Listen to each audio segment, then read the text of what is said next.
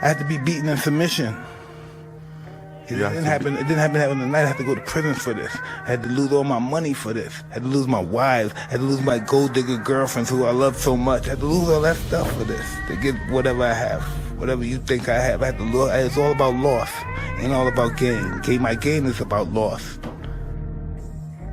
Life is about loss. As time goes on, we lose fights. We lose people we love. We lose our hair. And then we lose our life. You know? It's all a loss. But from all these losses, we learn so much, and all the experiences that we learn is just it's inconceivable. It's just beautiful. Life is beautiful. Even at its worst, it's beautiful. You have to believe this. You have to know this. One thing I'm gonna tell you, and this is spiritual, right? Yeah. See all your stuff, all your fights. See all your fights and stuff. All your knockouts is spectacular. Know what that means? All this good stuff happening to you. You know what that means? That you're favored by God. You know that, right? When you're favored by God, you're also favored by the devil. He's coming for you too. So you just gotta be strong and stay on the right side. Whose side you gonna go on? He's gonna give you power too. He's gonna get in your head too, but it's whose side you gonna stay with. You stay with who brought you here. You go home with the guy that brought you to the dance. You know? Just remember, God loves you, so does He. He's after you too. It's a war. You gotta really believe that. If you don't believe it, you'll find out. Believing is your way of worshiping Him. Believing in his creation. You're His creation. Why are you gonna be negative to something that God made? He made you. Why are you gonna think you're nothing? Why are you gonna think negative things about you? God made you. You don't like God? If you don't like you don't like Him. Then no, now if you don't like you. Yeah, you gotta love you. If you love God, you gotta love you. You're God's creation. So if you disrespect yourself and set yourself up, what's that word? Sabotage yourself. You disrespecting God. I had to find out late in life. All I was doing was disrespecting God. I wasn't disrespecting myself. I'm God's creation. I'm disrespecting Him. You have your ego. You have to believe in yourself. You have to you have to believe that you're here for a purpose, to enrich the world. No, you have to believe this deep down inside. This is why I'm born. This is why you're crossing me. This is why you're crossing. Why you think you're here? You think you're here by osmosis? This is just, you're lucky, and this is the break that you had in your life, and you and me are crossing. Because that's what you want. That's what you wanted, right? Oh yeah. And that's what happened. And it's the same thing with the championship. Definitely. It's the same thing. It's like this. When the it comes to you, your destiny is in your mouth, in your mind. Well, you're the prize. You're the champ. You're the best fighter of God's creation. You gotta believe that you're the best fighter since the beginning of the dawns. You know, you have to believe that. Oh, yeah, I know it's laughing, but you have to believe it. Yeah. You have to believe it, because if you don't believe it, you won't be that person. And you're on that road to try to be that person. So even though it's embarrassing, why are you on this road? This road is to be the greatest fighter in the history of the world. That's what the road is for. Doubt is not gonna work. No doubt. Doubt should be eliminated. You should be a doubt annihilator. You should be an annihilator of doubt. You kill people in the ring, you should kill doubt in your mind and in your soul and your heart. Kill it. It's dead. Fight it every day, because it's going to be hard. It's not going anywhere. You'll try to throw as many negative thoughts at you as possible. And you got to throw as many and triple the positive thoughts. Whatever, throw 3 of them, you throw 16 back at them. How much you love yourself and how great you are. And how you love God for your hands and your feet and your legs and your skin and your movements and everything. Thank you. Your gratitude. For your life. Yes. You know, your blessings triple when you have gratitude. You can still be arrogant, but why don't you thank God? Give Him gratitude. Thank my mother for my hands. Thank my mother for caring for me to make me put in that situation. Gratitude. Buy your mother something nice. Thank you, Mom. Live for today, you know?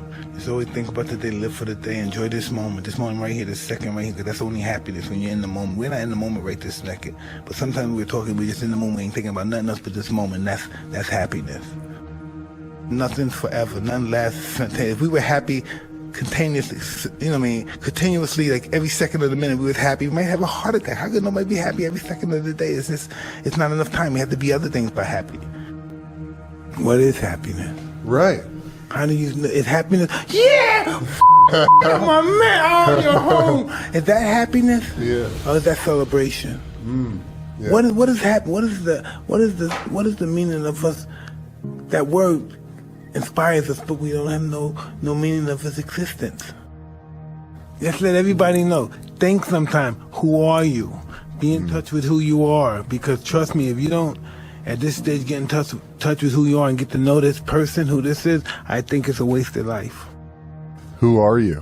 Where have you come from? Why are you here? What is your purpose? The past doesn't dictate your future.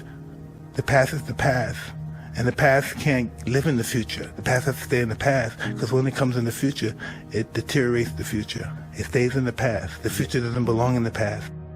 Listen, they love it. They just don't got the balls to be that way. Yeah. They wish they were you, but that's why they say that's not nice, because that's what they were. That's what they were limited to.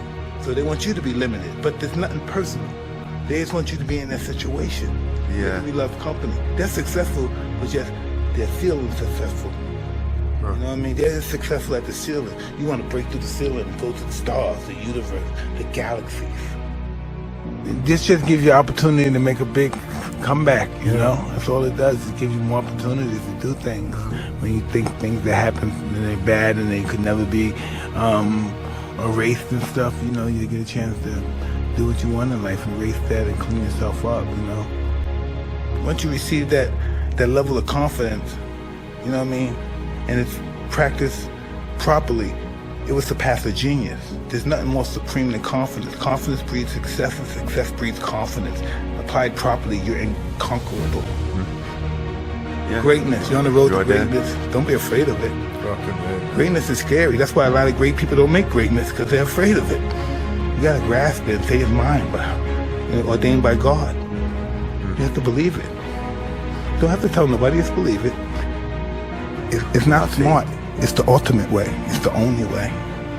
You don't have to be smart. You have to know you have to do it, and it's going to work. You only got to stick with what's work. You know what's not going to work. When I was a little kid, and I used to be like 14, 13, I used to read about the old legendary fight. But the ones that interested me the most were the guys that got beat in the first fight they ever had, or the third fight they ever had, got knocked out cold, humiliated. And they came back, training, and kept coming back.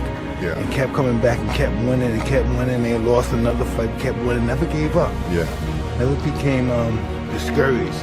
And then one day, they got a chance to fight with Tyson. Boom! Knocked the champion out, another champion. Boom. Imagine if they really gave up and got discouraged when they lost, they got beat, they got knocked out. And then once they became champion, they became champions for long runs. Broke their history books and record books and stuff, but they never gave up. You know how easy it was to give up being knocked out, humiliated in front of people, but they stuck to it. Those are guys I really admired back then, because they showed that you don't have to be perfect. You could have flaws and still do sensational things that nobody else could, duplicate.